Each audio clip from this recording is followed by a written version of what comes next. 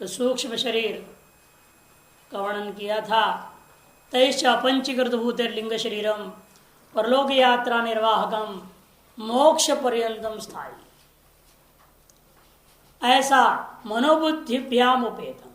अंतःकरण चतुष्टय में ऐसे दो ही रह जाता है सुशरीर में, मन और बुद्धि। ज्ञानेन्द्रिय पंचक, कर्मेंद्रिय पंचक, प्राणादि पंचक, ये 15 हो गया, 2 17। और सब बुद्धि में चित्त को और मन में अहंकार को अभेद करके 17 कहा जाता है, नहीं तो पूरा 19 आइटम सूक्ष्म शरीर।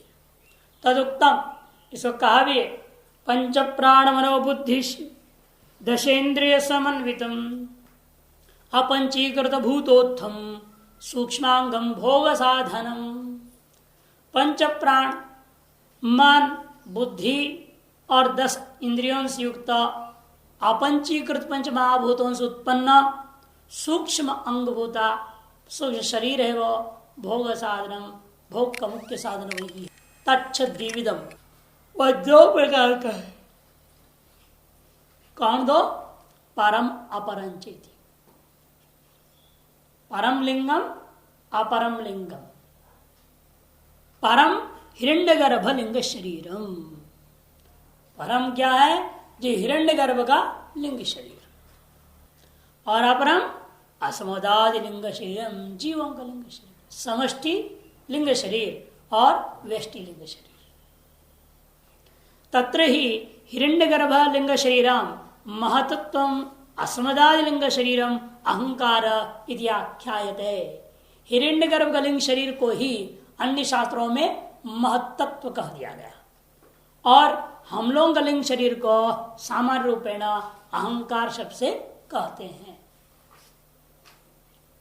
इस प्रकार एवं तमोगुण युक्तेभ्य पंचकृत भूतेभ्य भूम्यंतरिक्ष स्वर महर जन तप सत्याख्यस्य ऊर्ध्वलोक सप्तकस्य अतल पाताल वितल सुतल तलातल रसातल महातलाख्यस्य अधोलोक सप्तकस्य ब्रह्मांडस्य जरायुज अंडज स्वेजो बीजाख्यानाम चतुर्विध स्थूल शरीराणाम च उत्पत्ति। और अब तमोगुण से युक्त पंचीकृत जो पंचमहाभूत है उनसे उत्पन्न होने वाली सृष्टि क्या है? पंचीकृत पंचमहाभूतों से होने वाली सृष्टि पृथ्वी, अंतरिक्ष, स्वर्ग, महर, जन, तप और सत्य नामक ऊर्ध्व 7 लोक है। हिरण्यगर्भ लिंग शरीर में महतत्व जो बोला है, इधर व्यष्टि में अहंकार, हाँ, तो समष्टि में महत्त्व, समष्टि महत्व, तो उसमें वैसे प्रकृति अहंतत्व महत्व एक क्रम आता है। वो तो उनकी बात अलग है। सांख्यों की प्रक्रियाओं को यहाँ नहीं ले रहे हैं ना। ये तो वेदांत दृष्टि में जो अनेक शास्त्रों में महत्व, कठोपनिषद में हिरण्यगर्भ नाम तो आया नहीं, बुद्धि के लिए आया है ना महत्व, महत्व तो आ गया ना, बुद्धि के लिए आया। हाँ, तो यहाँ जो बुद्धि के लिए अहंकार के लिए कह रहे हैं व्यष्टि में, तो सामान्यता दोनों किस प्रकार से? नहीं, अहंकार जो व्यष्टि और समष्टि भेद कर दिया ना। समष्टि में जो बुद्धि है उसका नाम महत्त्व है, तो उसी का नाम हिरण्यगर्भ है। व्यष्टि में व्यष्टि बुद्धि को रखना चाहिए यहाँ। नहीं, व्यष्टि बुद्धि ले लो, कोई दिक्कत नहीं। व्यष्टि लिंग शरीर को ही हम बोल रहे हैं ना पूरा। ये तो लिंग शरीर का नाम अहंकार दे रहे हैं, केवल बुद्धि नहीं। लिंग शरीर में तो बुद्धि है ही। ये संपूर्ण लिंग शरीर का नाम अहंकार कर, अन्यत्र कहा गया अहंकार मूढ़ात्मक कर्तामिति मन्यते कहते। क्या है वो अहंकार मूढ़ात्मक कर्तामिति मन्यते? सूक्ष्म शरीर का अभिमान के कारण से कर्तृत्व आया। इसे अन्य शास्त्रों में जहां अहंकार शब्द आ रहा है वो अहंकार पे एक अंतःकरण अवयव के लिए भी हो सकता है, कहीं अहंकार रूपी शब्द पूरा सूक्ष्म शरीर के लिए भी हो सकता है। ये फर्क दिखा रहे हैं। इसे बुद्धि मात्र के लिए महत्व शब्द होता है और ये समस्त लिंग शरीर को भी महत्व शब्द का प्रयोग होता है। ये दिखा रहे थे ताकि भविष्य में लोग शास्त्र में तो पढ़ते, प्रकरण ग्रंथ है, आरंभिक है, इनमें शब्दों का भी थोड़ा बोध करा देना जरूरी होता है, नहीं तो आगे श्रुतियों में पढ़ेंगे वहां संशय हो जाएगा। जैसे अव्यक्तात् महत्तम कह दिया, वहां भी संशय होता है, इसलिए ब्रह्मसूत्र पर विचार करना पड़ा। ये अव्यक्त शब्द से क्या लोगे, महत्व शब्द से क्या लोगे। तो इसे जहां संशय होता है बिल्कुल ही उन स्थलों में तो ब्रह्मसूत्र ने निर्णय दिया है शब्दों का अर्थ क्या लेना है। और सामान्य रूपेण व्याख्या कर दिया कि सामान्य रूपेण समष्टि लिंग शरीर का एक नाम है महत्त्व, और समष्टि लिंग शरीर में बुद्धि प्रधान है, जैसे वेष्टि लिंग शरीर में भी बुद्धि प्रधान है, और उस वेष्टि लिंग शरीर का एक नाम है अहंकार। दूसरे तरह में बता दिया तो मन में ही अहंकार को अंतर्भाव कर देते हैं। वो अहंकार कौन से लेना है? अंतर्भाव जो किया जा रहा है वो अंतःकरण का है, वह सूक्ष्म शरीर पूरे से मतलब नहीं अहंकार। ये सूक्ष्म शरीर पूरे का संज्ञा की बात कर रहे हैं, ये अंतर है। इसे तमोयुग गुण युक्त पंचकृत महाभूतों से उत्पन्न सप्तलोक ऊपर हो गया, नीचे 7 लोक हो गया, ऐसा 14 लोकों वाला एक ब्रह्मांड से उत्पत्ति ही। और उस ब्रह्मांड के अंतर्गत क्या उत्पन्न हुआ? जरायुज अंडज स्वेद विचाख्यानाम चतुर्थ स्थूल शरीराणाम च उत्पत्ति ही। जरायुज, अंडज, स्वेदज और उद्भिज नामक 4 प्रकार का स्थूल शरीरों की भी साथ साथ में उत्पत्ति हो गया। उनमें जरायुज कौन है? तथा जरायुजानी जरायुभ्यो जातानि मनुष्य पशवादीनी शरीरानी। जरायुज किसको कहते हैं? जो जरायु से पैदा हुआ। जरायु से पैदा हुआ कौन है? वो जो मनुष्य, पशु इत्यादि जरायु से होते हैं। एक झिल्ली विशेष है ना, झिल्ली विशेष होता है, गर्भवेष्टन भी कहते हैं उसको, उसी से निकलता है झिल्ली से, इसलिए इसका नाम जरायुज कर दिया। अंडजानी अंडेभ्यो जाता है, जो अंडों से पैदा हो गए उसको अंडज कहा जाता है। कौन है? पक्षी पन्न गादि शरीरानी, पक्षी और सर्प आदि, पन्नग कहते सांप को। स्वेद जान तो स्वेदा जाता, स्वेद कौन है? जो पसीनों से पैदा होने वाले। पसीना से पैदा कौन क्या होता है? यूका, मशक आदि। यूका जो होता है बालों में होते हैं, औरतों में, लड़कों में, बच्चों में सब में हो जाते हैं। और मशक माने मच्छर, मशक माने मच्छर इत्यादि, मक्खी वगैरह सारी चीजें विभिन्न प्रकार के औषधियों की पसीना, पेड़ों की पसीना, पृथ्वी की पसीना, आदमी की पसीना से अनेक प्रकार है। पसीना केवल आदमी से थोड़ी निकलता है, पेड़ों से पसीना निकलते हैं। क्रूर आदमी को देख कर भी पेड़ की पसीना छूटती है। जैसे आप किसी बदमाश को देखेंगे तो क्या होगा? आपकी पसीना छूट जाती है, नहीं? घबरा जाते हैं। ऐसे कोई हथौड़ी फथौड़ी ले आए, कोई काटने का साधन लेके जाते तो पेड़ भी घबरा जाते, उनकी पसीना छूटती है। उस पसीने से भी अनेक प्रकार के कीटाणु पैदा हो जाते हैं। पृथ्वी गर्मा रही है, इसकी भी एक विलक्षण पसीना निकलता है। पेड़ों की जो पहाड़ों की पसीना, शिलाजीत, जब पहाड़ में गर्म हो जाता है उसके बर्फ गिर जाता है, उसके जो लेयर्स होते हैं पहाड़ के पत्थरों के, उसके पीछे से उसकी पसीना निकलने लगती है, वही शिलाजीत है। मैंने पसीना हर चीज की होती है, उनसे कुछ रोज पैदा होता है, और उन जो पैदा होता है उसका नाम स्वेदज हो जाता है। उद्भिज जाने दो भूमि उद्भिद्य जातानि वृक्षादीनी, जो भूमि को फोड़ करके निकलते हैं, जैसे पेड़ पौधा वगैरह। इसलिए पर जो समष्टि लिंग शरीर को ब्रह्मांड व्यापी समझना, और अपर जो कहा गया था जो वेष्टि लिंग शरीर है वो ब्रह्मांड का अव्यापी है। ऐसे भी व्याख्या परम और अपरम की किया गया है। और ये तमोगुण का ही सृष्टि है पूरी की पूरी। जितना स्थूल शरीर है, स्थूल ब्रह्मांड है, और ब्रह्मांड अंतर्गत स्थूल शरीर तमोगुणों से उत्पन्न है। इसके लिए प्रमाण सुबालोपनिषद है।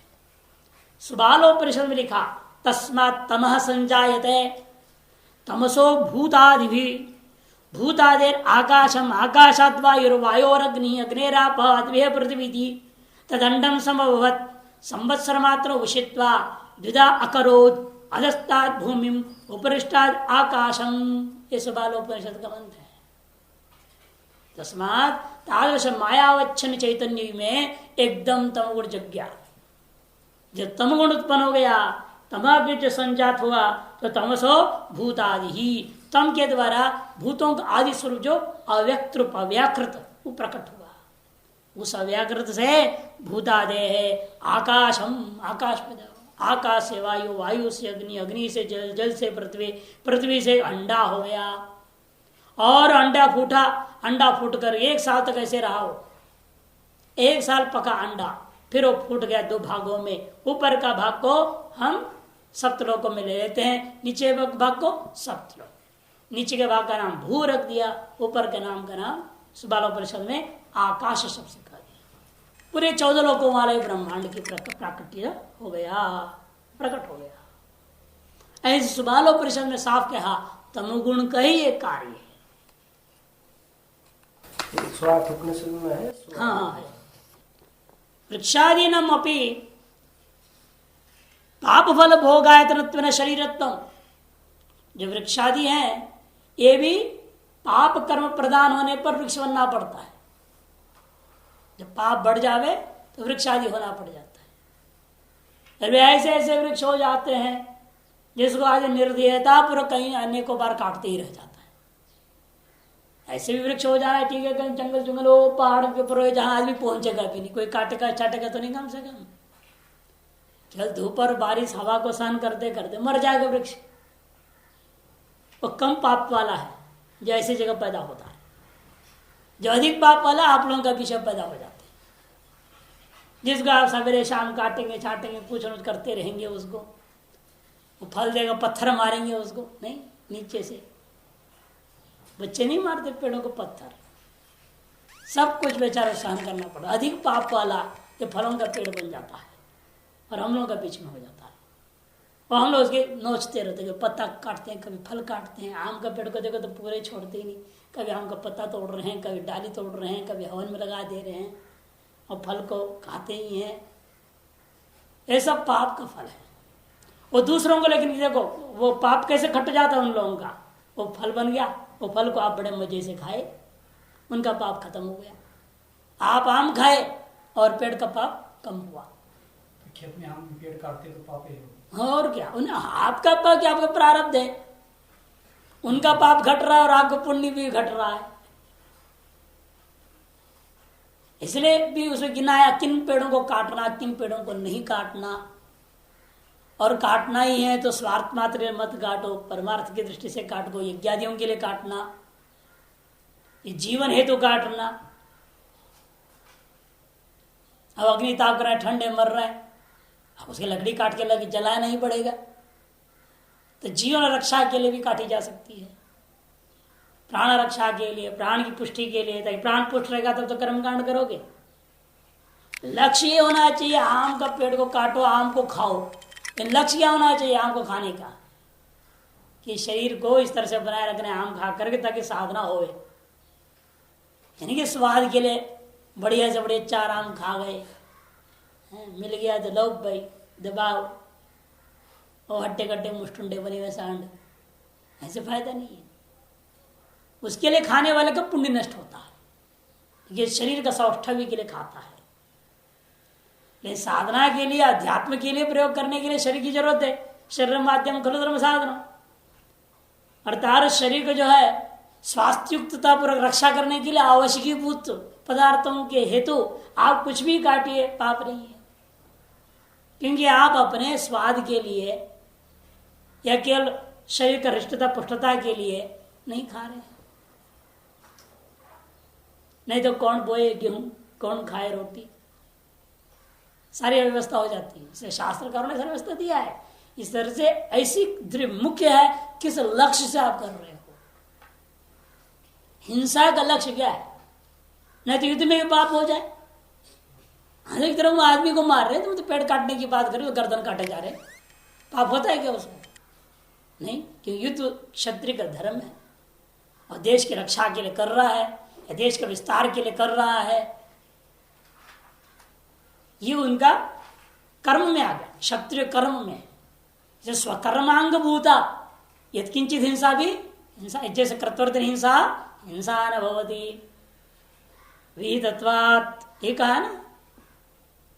तो इस प्रकार से यहां पर जैसे कर्तव्य हिंसा है, स्वकर्मानुसारण जो स्व आश्रम धर्मानुसारेण, स्वर्णाश्रम धर्मानुसारण जो हिंसा हो जाए, तद अनुरूप जो हिंसा होती है वह भी हिंसा न होती। क्यों? स्वधर्मत्वात्, धर्मांतर्गत आ गया। इसे धर्मार्थ जो हिंसा होता है वो अहिंसा है। नहीं सब्जी काट दो वो भी तो हत्या है। सब्जी में प्राण है ना, ये प्राण ना हो तो आपको प्राण कैसे पुष्ट कर देगा। इसे जो सब्जी सूख गया तो क्या कहते हैं, अरे बेकार है, हटाओ फेंक दो। सड़ गया तो अरे फेंक दो, ये काम का नहीं। क्यों? उसका प्राण बिगड़ गया है। सड़ा हुआ का प्राण का मैंने मरा हुआ मानते हो सब्जी, तभी तो सड़ा हुआ। जैसे आदमी का मरा शरीर सड़ जाता है, ऐसे मरा सब्जी तो सड़ेगा। आप इतना मरा सब्जी नहीं बोलते हो, सब्जी सड़ गया बोलते हो। सच्चाई में तो वो मरा हुआ सब्जी होने से वो सड़ा है, उसके प्राण खत्म हो गए। तो सब्जी काटना है, प्राण हत्या हुआ ना। फिर किस लिए काट रहे हैं आप, उस पर निर्भर। इसलिए संन्यास आदि में क्या है, फिर अंत में भिक्षा करो, वो भी मत करो, काटो ही मत, भिक्षा पाओ। गृहस्थ आश्रम धर्म वाले हैं, उनका कर्तव्य वो अपना सब्जियां काटेंगे, आमनियां करेंगे और सब्जी बनाएंगे, आपको भिक्षा में देंगे। इसलिए बहुत सारे सन्यासी ऐसे हमने देखा तो दूसरे सन्यासी से सेवा नहीं लेते, ब्रह्मचारियों को रखते हैं। ब्रह्मचर्य आश्रम वालों का अधिकार है, वो सब्जियां मनियां कर सकते हैं, बना सकते हैं, खिला सकते हैं, सेवा कर सकते हैं। ब्रह्मचर्य, गृहस्थ और वानप्रस्थ तीनों को ही अधिकार है संन्यास आश्रम का सेवा करना। और एक सन्यासी दूसरे सन्यासी से सेवा नहीं ले सकता, क्योंकि वो भी सन्यासी है, वो भी सर्वस्व त्याग कर चुका है, वो कैसे करेगा। लेकिन इस्लाम लोग फिर अंतर क्या करते हैं, विदुषु सन्यासी विद्वत सन्यासी का कर सकता है सेवा, ये व्यवस्था करता। ताकि विदुषु सन्यासी वो तो पढ़ने आया ही है, ज्ञान पाने आया, ज्ञानांग है सेवा। बहिरंग साधनों में सेवा लिया, तद विधि परिप्रष्टेन सेवया कहा है ना, तद विधि प्रणिपातेन परिप्रष्टेन सेवया। इसे विविधुषु सन्यासी को विद्वत सन्यासी जिनसे ज्ञान ले रहे हैं उनका सेवा करने का अधिकार है। ऐसा एक व्यवस्था लोगों ने कर लिया।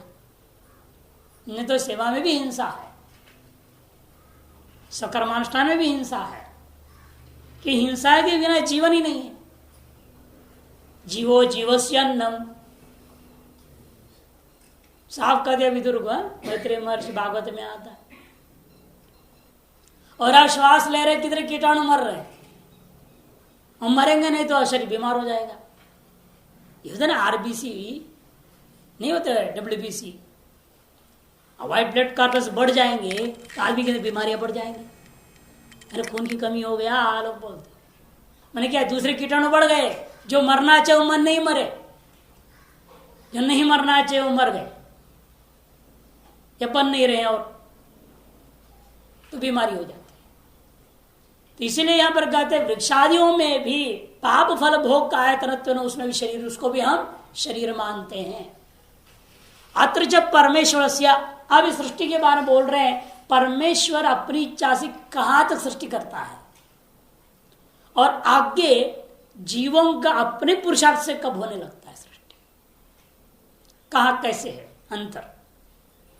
अत्र जब परमेश्वर से पंच तन्मात्राद्युत्पत्तौ सप्तदशावयवोपेत लिंग शरीरोत्पत्तौ हिरण्यगर्भ स्थूल शरीरोत्पत्तौ च साक्षात कर्तृत्व, साक्षात कर्तृत्व इतने में ही है परमेश्वर का। इसके बाद जो प्रथम जीव था कौन, हिरण्यगर्भ, उसका काम है, उसे परमेश्वर नहीं करेगा। मायावचिन चेतन जो ईश्वर का काम नहीं है। उसके बाद जो है हिरण्यगर्भ प्रथम जीव जो होता है वो काम करना चाहता है, वो ब्रह्मा विष्णु महेश को बना लेता है, और वो ब्रह्मा विष्णु महेश मिलकर के फिर आगे का काम चलाते हैं। तो परमेश्वर का काम कितना, कभी इतना ही है, पंच तन्मात्राओं की उत्पत्ति 1, सप्त युक्त लिंग शरीरों की उत्पत्ति 2 और हिरण्यगर्भ स्थूल शरीर उत्पत्ति 3, ये 3 काम करता है। इतर निखिल प्रपंचोत्पत्तो, शेष समस्त जो प्रपंच की उत्पत्ति बात कही गई है, ब्रह्मांड हुआ सब हुआ करके, वो सारे की उत्पत्ति भी हिरण्य गर्भादि द्वारा, साक्षात नहीं करेगा वो, उसमें भी कर्तृत्व परमेश्वर का है। परमेश्वर के इच्छा के पता भी नहीं हिलता कहते इसलिए हम लोग, लेकिन वो साक्षात कर्तृत्व तो नहीं है, वो हिरण्य गर्भ द्वारा कर्तृत्व। और हिरण्य गर्भ का ब्रह्मादि के द्वारा कर्तृत्व आता है। हिरण्यगर्भ भी साक्षात नहीं करेगा। जैसे आश्रम होता है, एक मंडलेश्वर होता है, एक महंत होता है, वो साक्षात कर्तृत्व कुछ चीजों में रखता है और कुछ चीजों को दूसरों को कहता है, उसके माध्यम से करता है, वो अगले से करवाता है। कई बार ऐसे होता होते तो काम होता ही नहीं, ऐसा भी होता है ना। उसने उसको कहा, उसने उसको कहा, उसने उसको कहा, वो कहते कहते हो गया, काम में नहीं हुआ, खत्म हुआ, बातों में ही रहे, भूल ही जाते। फिर जिसने एक दूसरे को कहा उसने पूछता भी ना कि किया कि नहीं किया, वो बोल के वो भी भूल जाता है। और जब बाद में पता लगता है वो काम हुआ ही नहीं। क्यों? कारण क्या है? वो मालिक का साक्षात कर्तृत्व उसमें था नहीं ना, वो दूसरों पर भरोसा किया। इस तरह सृष्टि में भी क्या होता है, एक दूसरे पर भरोसा जाता है। परमेश्वर ने भरोसा करके छोड़ देते, हिरण्यगर्भ पर, हिरण्यगर्भ ब्रह्मा जी पर छोड़ देता है। लेकिन इतना अंतर है, यहां जो भी है व्यष्टि जीवों में अज्ञानवशात इनका अंतिम कार्य निष्पादन पर्यंत कभी कभी नियंत्रण नहीं रहता और कार्य निष्पन्न भी नहीं होता, ऐसा देखने को मिलता है। इन परमेश्वर की सृष्टि में ऐसा नहीं होता, क्योंकि वो सर्वज्ञ। यही अंतर है ना परमेश्वर में और जीव में। यही अंतर है परमेश्वर और महंत मंडलेश्वरों में। नहीं तो यही भगवान थे। हम लोग गाते तो हैं गुरु ब्रह्मा गुरु विष्णु गुरुदेव महेश्वर, भगवान मानते भी हैं, लेकिन भगवत्ता कितनी है एक अलग चीज। सर्वज्ञता, सर्ववित्तता, वो कहां तक वो है या नहीं है, ये सब निर्णय करना बड़ा कठिन। क्योंकि यदि ब्रह्म ज्ञान है तो प्रारब्ध कर्म वशा शरीर चल रहा है, और प्रारब्ध कर्म में सर्वज्ञता का बोध सभी को होवे कोई जरूरी नहीं है। ऐसी प्रारब्ध कर्म हो तब ना उसका अभिनय हो जाएगा, लोगों को अभिव्यक्त हो जाएगा उसकी सर्वज्ञता। यदि प्रारब्ध कर्म नहीं है तो लोगों को पता ही नहीं चलते ब्रह्मज्ञानी भी है, और तो ये भी मूढ़ ही है समझते हैं लोग, बल्कि अपनी चलाना कोशिश करते। अधिकतर देखा गया सेवक जो है वो महात्मा को नचा देते हैं। वो कहते हैं नहीं अब इनको सोना जरूरी है, सेवक ने जबरदस्ती सुला दिया उसका, क्या करे, बंद कर दिया खबरें, क्या करे, जेल में पड़ गया बेचारा। एक तो जेल ही तो है, और सेवकों ने उसको जबरदस्ती कर रहे आपको विश्राम करना जरूरी है, आप सोइए। हम बाहर से दरवाजा बंद कर दे रहे, ताला लगा देते, बेचारा अंदर वो चाहे सो नींद आवे नहीं आवे गुट गुट के जो रहे, चाहे जब तब करे, जो चाहे सो करे। कितनी परेशानी हो जाती है।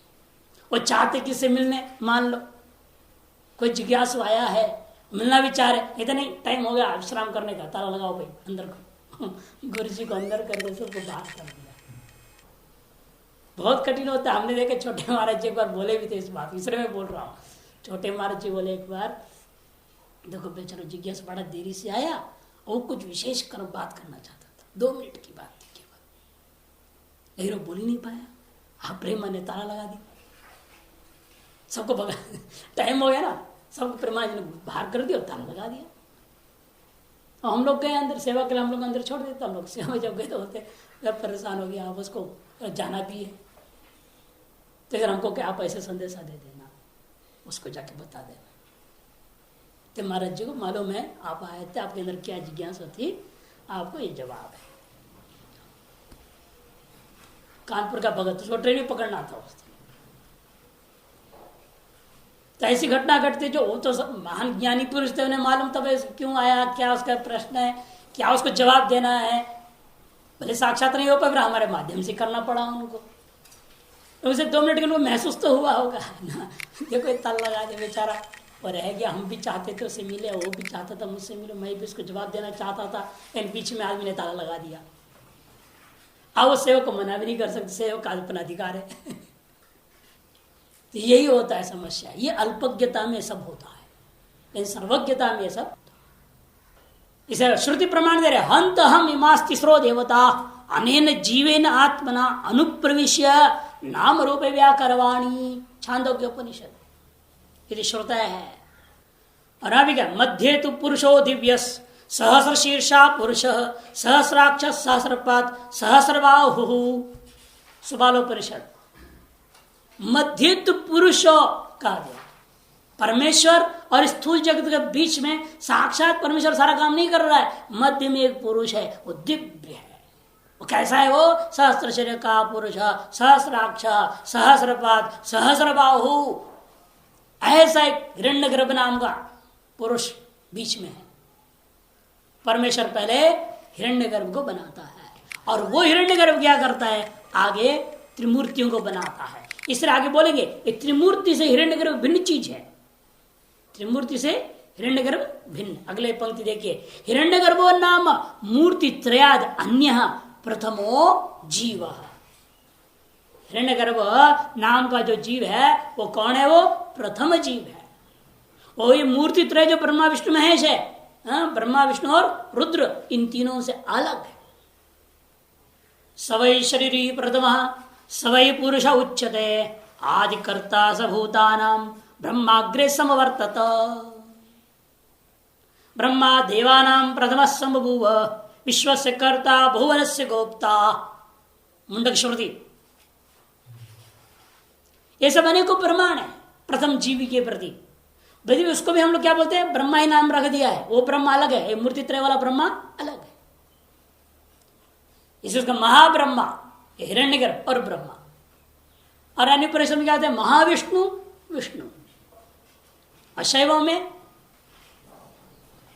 सदाशिव, सांब शिव, परशिव, शिव, चार कोटि मानते शैव शिव सूत्र में। सदाशिव होता है, वो तो सदाशिव है, वहां कुछ माया भी का गंध नहीं है। ब्रह्म, शुद्ध ब्रह्म का नाम सदाशिव। परमशिव भी बोलते हो उसको, इसीलिए परमशिव। फिर माया विशिष्ट हो जाएगा, सांब शिव हो जाएगा। अंबा आ गई ना साथ में, अंबा मने माया, इसे सांब शिव। फिर उससे जो है परशिव हो जाएगा, फिर त्रिमूर्ति वाला शिव हो जाएगा। जैसे हम लोग कहते हैं ब्रह्मा, ब्रह्म, ईश्वर, हिरण्यगर्भ, विराट, चार कोटि मानते हैं, वैसे वो भी मानते हैं। संज्ञाएं अलग हो जाती, इतना ही। महाविष्णु कह दिया, विष्णु है, और प्रद्युम्न और अनिरुद्ध, ये चार भाई मानते हैं ना वो लोग भागवत दर्शन में। संज्ञा अलग अलग होती, लेकिन चार कोटि सबको मानना पड़ता है। निर्गुण निराकार एक, सगुण निराकार, सगुण साकार सूक्ष्म, सगुण साकार स्थूल, ये चार कोटि सबको मानना पड़ेगा।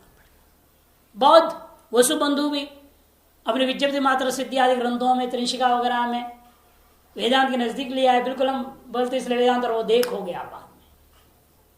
तुलनात्मक अध्ययन हम एक अध्याय लिखे ना सर्व संसार में, बौद्ध की तुलना किया है।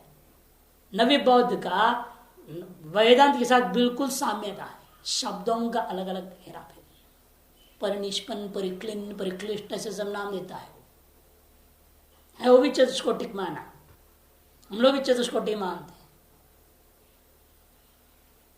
संज्ञा अलग होती है, स्वरूप तो एक है जो वर्णन कर रहे हैं, जो लक्षण वो दे रहे हैं उन चीजों का, वो तो एक ही दे रहे हैं।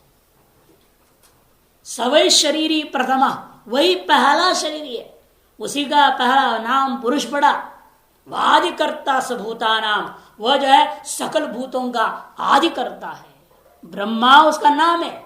अग्रे समूर्तता, इस ब्रह्मांड में सबसे पहला वही पैदा होता है, उसका नाम भी ब्रह्मा। अंतर करने क्या करते? त्रिमूर्ति वाला ब्रह्मा से अंतर करने उसको परम ब्रह्मा गए, परम ब्रह्मा। अरे ब्रह्मा हो गया त्रिमूर्ति वाला, हिरण्यगर्भ को पर ब्रह्मा कहते, पर पितामह है ना, परम पितामह। हिरण्यगर्भ समवर्तताग्रे, देखो वहां भी अग्रे समवर्तता है ना, और यहां भी देखो समवर्तताग्रे, अर्थात जो ब्रह्मा अग्रे समवर्तता, उसी को दूसरे श्रुति ने क्या बोला? हिरण्यगर्भ समवर्तताग्रे, अर्थात ब्रह्मा और हिरण्यगर्भ पर्यायवाची होगी नहीं वो इस मंत्रों से, इत्यादि श्रुते है। एवं भूत भौतिक सृष्टि निरूपिता, इस प्रकार से भूत और भौतिक सृष्टि का निरूपण कर दिया गया, जो कि जगत जन्मादि निरूपण का लक्षण जो बनाया था, ब्रह्म का लक्षण करने के लिए हमने जगत को लिया था, जगत जन्मादि कारणत्व। अतः जगत की चर्चा हुई, जिसकी जन्मादि का कारण ब्रह्म है, कर्तृत्व का कारण था, अथवा जगत उपादान भूत माया अधिष्ठान ब्रह्म, ये लक्षण किया था ब्रह्म का लक्षण। दोनों में जगत शब्द तो है ना, दोनों में जगत लक्ष्य है। जगद रू जगदाकारेण परिणममान माया मायाधिष्ठानत्वम ये लक्षण थी, अथवा जगत जन्मादि कारणत्व कारणत्व च कर्तृत्व कर दिया। दोनों लक्षणों में जगत है। कर्तृत्व न हो च अधिष्ठानत्व न ब्रह्म में कारणता आ रहा है। तारस ब्रह्म को समझने के लिए जगत को जानना जरूरी था, तो सारे जगत की प्रक्रिया बताई गई है। एकदर्श जगत जो ब्रह्म से निष्पन्न है, विवर्त रूपेण और परिणाम रूपेण उस ब्रह्म अधिष्ठित माया का परिणाम रूपेण उत्पन्न इस जगत को आपने जाना। अब इस जगत का लय को भी समझना पड़ेगा, तभी अद्वैत सिद्ध होगी। नहीं तो उत्पन्न अस्तु पिता से उत्पन्न पुत्र भिन्न होकर के जैसे रह जाता है, वैसे ब्रह्म से उत्पन्न जगत द्वितीयत्व न रह जाएगा, तो भी अद्वैत सिद्धि नहीं होगी। कई बार पिता पुत्र जन्म हुआ, पुत्र जन्म होते वो पिता स्वाहा हो गया, तो पुत्र तो जिंदा है ना। ये तो अनाथ बालक बोलते हैं लोग, इसलिए अनाथ बच्चे, इसका न माँ है न बाप है, दोनों ही खत्म हो गए। कहीं है तो केस दोनों ही खत्म हो जाते हैं, बच्चा पैदा होते होते दोनों गए। ऐसी स्थिति में क्या होगा? पितृ भिन्नत्वेन पुत्र विद्यमान है, उत्पन्न वस्तु पिता से उत्पन्न, पिता से भिन्न होते, पिता का न रहते भी वो रह रहा है, कि उसी प्रकार से ब्रह्म से उत्पन्न जगत को मान लेंगे? तब बताना पड़ेगा नहीं हो सकता ऐसा, क्योंकि जगत कहाँ लय हो रहा है। यदि जैसे पितृ मरेगा तो पिता में लय होता है क्या? पुत्र मरकर पिता में लय होगा? नहीं होता। इसलिए वो कार्य अलग तरह का है, जगत रूपा कार्य अलग तरह का है। यह दिखाने के लिए जगत का लय को भी समझना पड़ेगा, तभी अद्वैत सिद्ध हो पाएगा। इसलिए अद्वैत सिद्ध्यर्थ ही इदानीं प्रलयो निरूप्यते, इस प्रलय का निरूपण करते हैं। प्रलयो नाम त्रैलोक्य नाश। प्रलय किसका नाम है? तीनों लोगों का नाश। सीधे सीधे सामान्य पहले कर दिया। प्रलय कहते हैं तीनों लोगों का नाश को। और कौन से तीन लोग का नाश होगा, कैसे होगा, उसमें क्या चीज है, इसको स्पष्ट करने में चार विभक्त करके व्याख्या करेंगे। स चतुर्विध नित्य प्राकृत नैमित्तिक आत्यंतिक। नित्य प्रलय होता है, रोज रोज तीनों लोग आपके लिए खत्म हो जाता है, फिर तीनों लोग आपके लिए रोज रोज पैदा भी हो जाता है। सो जाते हैं तो कौन सा लोग आपके लिए है? आप गहरी नींद में हैं, खराटे मार रहे हैं, उस समय आपको ये भी पता नहीं मेरा शरीर भी है। बिस्तर पर हैं कि जमीन पर लेटे हैं, किसको मालूम? प्लेटफॉर्म पर लेटे हैं, नींद आ जाए फिर कहां पता रहता है। उसके लिए तीनों लोग एक तरह से नष्ट हो गया, रोज रोज नष्ट हो रहा है, इसे उसका नाम नित्य प्रलय। रोज का जो सुषुप्ति है उसी का नाम नित्य। सुषुप्ति काले सकले विलीने, कैवल्योपनिषद। सुषुप्ति काले सकले विलीने, यहां भी बहुत संशय है, उस पर विचार करेंगे। तमो अभिभूत सुखरूप मेति, तमो अभिभूत सुखरूप मेति ये कह दिया है। इसका मतलब कि आवरण मान रहे हैं। तमो अभिभूत का मतलब कि आवरण भी है, जैसे मुक्त हो जाएगा आदमी। सुखरूप मेति अर्थात तमो से अभिभूत होकर के सुख के साथ तादात्म्य भी हो रहा है। आवरण से युक्त होकर तादात्म्य होना, जैसे गंगा जल है, घड़े में गंगा जल है गंगा जल, और घड़ा सहित गंगा जी में उसको डुबा दो, घड़े के सहित गंगा जल को गंगा जी में डाल दिया आपने, तो घड़े में विद्यमान गंगा जल और घड़े से बाहर में जो चारों तरफ विद्यमान गंगा जल ऐक्य हुए कि नहीं हुए? लेकिन जब घड़े को उठाओगे तो घड़े का गंगा जल वापस आए कि नहीं आएगा? ऐसे को ऐसे घड़ा निकाल दो तो जो घड़े में जल गया था साथ में वो ऐसे वापस आया गया। उतरे काल तक गंगा जी के साथ वो ऐक्य भी था। यही आवरण से ब्रह्म हम लोगों का लय का स्वरूप है। हम लोग सब जीव ब्रह्म एक हो गए हैं, लेकिन अपने आवरण के साथ, अविद्या का आवरण के साथ हम लय हो जाते हैं। इसलिए वास्तविक पारमार्थिक लय नहीं होता, अभेद नहीं होता, द्वैत नहीं होता। आवरण ही उस पारमार्थिक अभेदानुभूति में रुकावट है।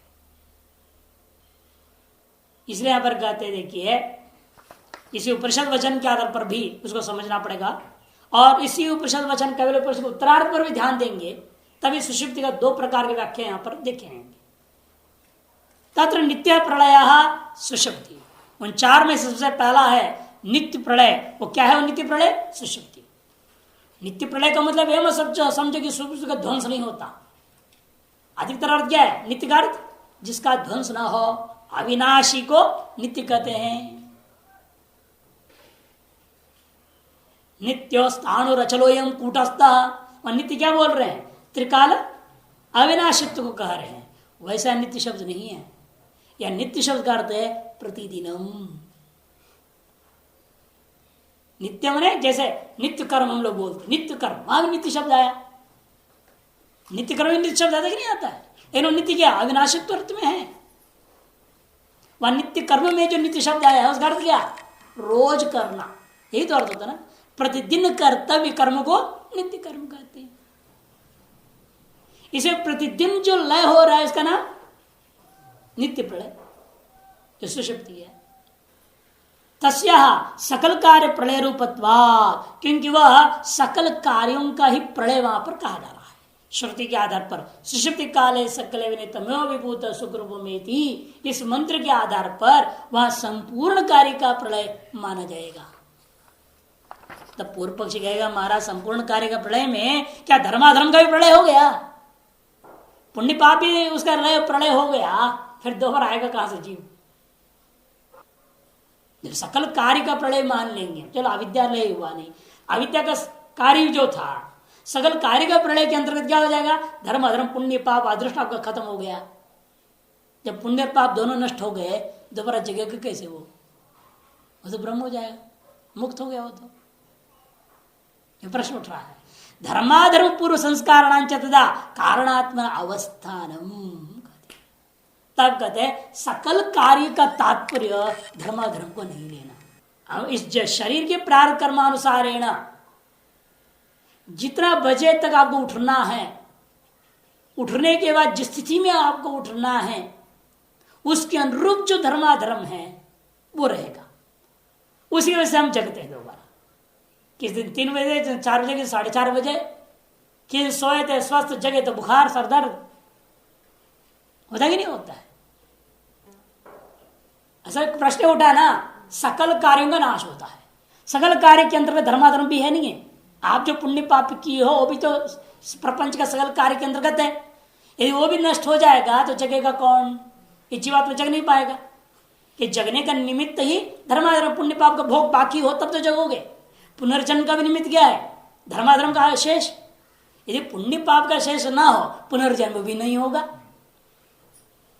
इस तरह से पुनर्जन्म के लिए जैसा निमित्त धर्माधर्म है, प्रतिनित्य जगता हूं जो हमारे जगने के प्रति भी धर्माधर्म ही निमित्त है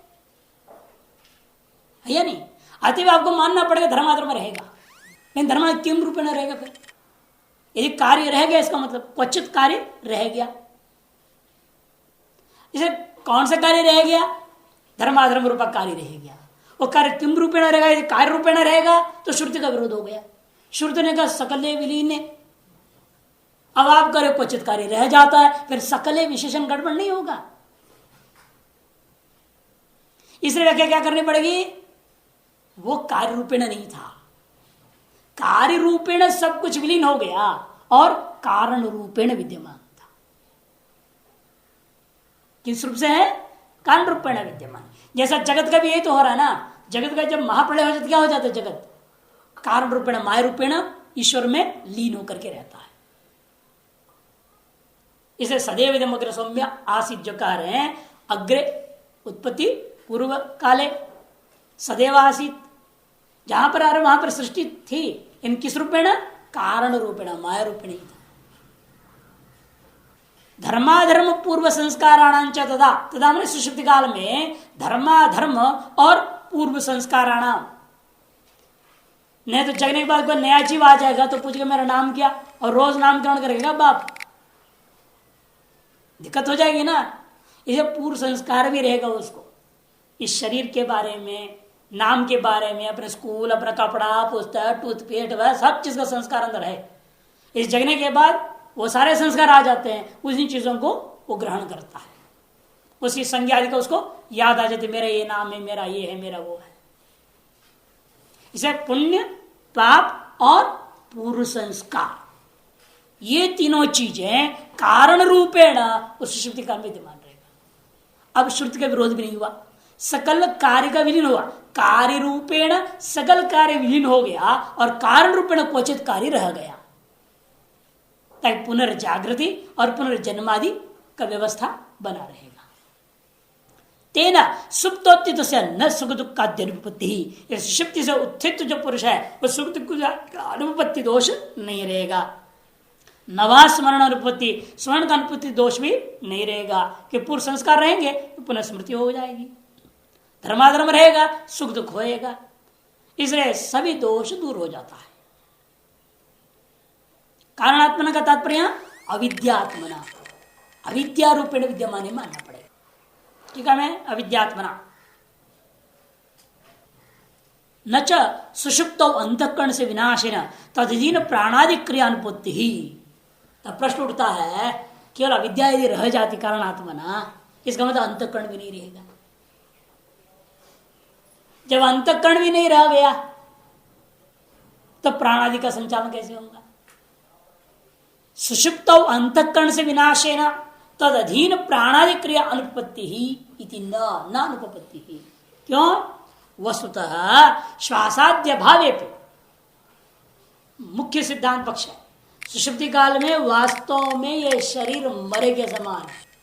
आपके लिए तो मरा हुआ है ही, दूसरे के लिए जिंदा है। केवल दूसरा देख रहा है, ओ इसमें श्वास चल रहा है, जिंदा है, शरीर ऐसे समझता है, लेकिन आपके लिए श्वास भी चल रहा है क्या? आपको मालूम है उस समय कि मेरा श्वास चल रहा है? वो भी नहीं मालूम रहता है। आपके लिए न श्वास चल रहा है, न शरीर जिंदा है, न शरीर मरा है, आपको पता ही नहीं शरीर भी है या नहीं है। कौन सा शरीर है ये भी मालूम नहीं। जैसे नपुम नवा स्त्री श्रुति कहती है, उसे ही मालूम ही नहीं, उसको न पुरुष हूं मैं, स्त्री हूं, कुछ ही मालूम नहीं रहता।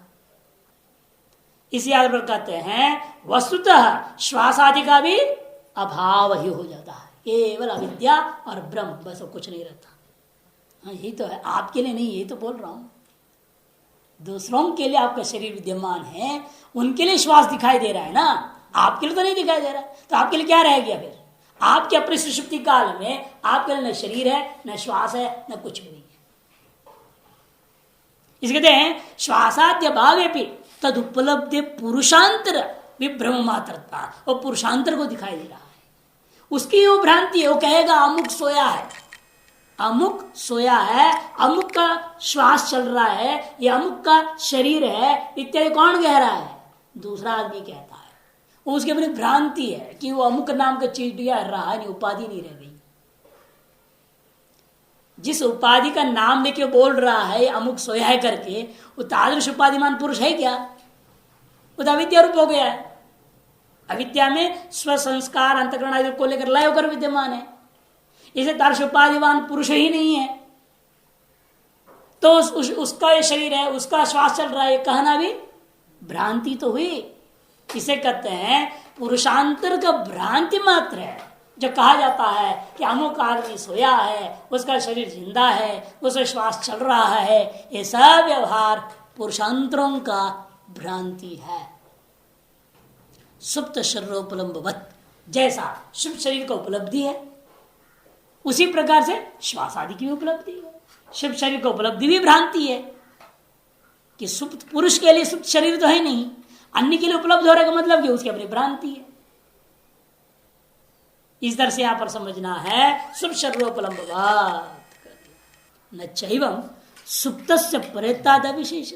तो पूर्व पक्षी कहता है फिर तो वास्तविक मरा हुआ शरीर में और सुप्त शरीर में अंतर ही नहीं रह गया। आपके लिए शरीर मरा हुआ है ना उस समय में। फिर आपके लिए आपका मरा हुआ शरीर और आपका सोया हुआ शरीर में अंतर क्या रह गया, ये पूछना। मैं सो गया, मैं सोया हुआ, मेरे लिए मेरे सोया हुआ शरीर और मरा हुआ शरीर में, मेरा मरा हुआ शरीर में और मेरे सोए शरीर में मेरे लिए क्या अंतर होगा? है यहाँ तो कह रहे सुख शरीर भी नहीं रह गया ना, सुषुप्ति भी सुख शरीर नहीं है, कारण तो लय है ना। हाँ, इसी शरीर में रहता है, ये अंतर है। वही जवाब देंगे। देखिए, नचय सुप्त से परितात विशेष, सुप्त का परितात बने मृतात। परितात क्या, परितात का क्या है? मृतात। मरे हुए से सोए हुए का शरीरों में कोई अंतर नहीं रह जाएगा। इति न अविशेषित नच। क्यों? सुप्त से लिंग शरीरम संस्कारात्मना अत्रैव वर्तते परेतसितो लोकांतरे इति वैलक्षण्या। ये अंतर है। सुप्त पुरुष के अंदर लिंग शरीर कहाँ है? सुख शरीर, वो इसी शरीर में संस्कार रूपेण अविद्या के साथ ही लय होकर के इसी शरीर के अंदर ही है। वो हृदय में पूरी तत्व नाड़ी में सोता है, कहा गया ना, इसलिए श्रुति वो पूरी तत्व नाड़ी में ही विद्यमान होता है। और मरने के शरीर से क्या होता है? वो लिंग शरीर इस शरीर में नहीं रहता, वो लोकांतर चला जाता है। ये अंतर है। सुषुप्ति काल में लिंग शरीर संस्कार आत्मा अविद्या के साथ एकीभूत होकर के इसी शरीरावच्छेदेन विद्यमान रहता है। और मृत शरीर में वो नहीं रहता, वो लोकांतर चला जाता है। यही अंतर है मृत शरीर और सुषुप्त शरीर में। यदि सुषुप्त शरीर मृत शरीर के समान इसलिए कहा दिया, मरा ही है ऐसा नहीं बोला। इसे कहते हैं संस्कारात्मना अत्रैव वर्तते परेतसितो लोकांतरे इति वैलक्षण्यात्। ये मुख्य पक्ष हो गया। यद्वा अथवा दूसरा है श्वास आदि का उपलब्धि को अपने पुरुषांतर का भ्रम है। पुरुषांतर का भ्रम है कहते हो ना। ये जो जवाब दिया है वह विरोध लग रहा है। पुरुषांतर का यदि भ्रम है तो पुरुषांतर के द्वारा हुआ भ्रम का बाध होना चाहिए ना। जिस युक्ति में रजत किसी को भी होता हो, वो स्वयं को या किसी के न किसी के द्वारा नेदम रजतम बोध करा दिया जाता है कि नहीं करा जाता? या स्वयं का नेदम रजतम बोध हो जाएगा, या तो दूसरे के द्वारा बोध करा दिया जाता है नेदम रजतम। तो भ्रम है तो उसका बाध तो जरूर होता है ना। लेकिन आपके सोया शरीर को देखकर आपकी माता पिता भाई बहन तो जिंदगी भर देखते रहते हैं, तो हमेशा कहते मेरी बहन सोई है, मेरा भाई सोया, ही तो बोलेंगे ना। कभी उस ज्ञान का बाध होता है? जब ज्ञान का बाध नहीं हो तो उसको भ्रांति कैसे कह सकते हो आप? क्योंकि आपको खुद का तर्क था पहले कि चीज को भ्रम कहना है तो पहले आपको निर्णय करना पड़ेगा उसका भ्रम बाध कहां हुआ। यदि कभी न कभी बाध होता है तो उसको भ्रांति मानी जा सकती है। और ये सूक्ष्म शरीर है, यह जो ज्ञान पुरुषांतर को हो रहा है, उस ज्ञान को भ्रांति आप इसलिए नहीं कह सकते हैं कि सूक्ष्म शरीरत्व का बाद नायम सूत्र शरीर रहा अयम मृत शरीर एवं देवदत्तस्य, ऐसा कोई अनुभव नहीं करता। जैसे नेदम रजतम होता है, ऐसा होता है क्या? नायम सूक्ष्म शरीर रहा अयम मृत शरीर रहा, ऐसा नेदम रजतम यम शुक्ति नायम सर्व यम रज्जु, ऐसा यहां होना चाहिए ना। नायम शरीर रहा अयम मृत शरीर रहा, ऐसा कभी किसका बोध नहीं होता। अतः पहला पक्ष का जो जवाब है पुरुषांतर का भ्रांति है, वो जवाब ठीक नहीं लग रहा है। अतः दूसरे जवाब देते हैं यद्वा अंतःकरण से द्वे शक्ति, अंतःकरण में दो शक्तियां मान लो, उसे एक शक्ति विलीन हो जाता है, दूसरा शक्ति सक्रिय रहता है। कौन दो शक्ति है? वो ज्ञान शक्ति ही क्रिया शक्ति इति। ज्ञान शक्ति और क्रिया शक्ति, ये दो शक्तियां हैं।